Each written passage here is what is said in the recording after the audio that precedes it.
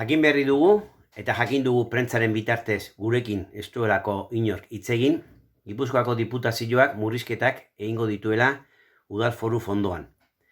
Egin du Gipuzkoako Finantza Kontseilua deitu gabe. Eta are larriagoa, egin du udalekin hitz egin gabe.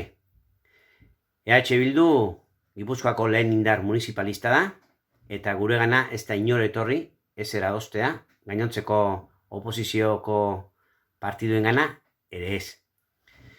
Hau ez da gobernantza kolaboratiboa. Gauzak egin daitezke beste modu batera, hainbat herrietan egindan bezala, eragileekin eta alderdi politiko guztiekin.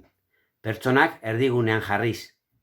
Erantzunez, zeuden arazoei gertutasunetik. Garbi daukagu hau edanak herrietan egindakoak zoriondu eta eskertu inbehar diela, eta garbi daukagu diputazioak hartutako erabakia unilaterala salatu egin behar dela. Gu prest gaude elkarlanerako, baina horrela ez.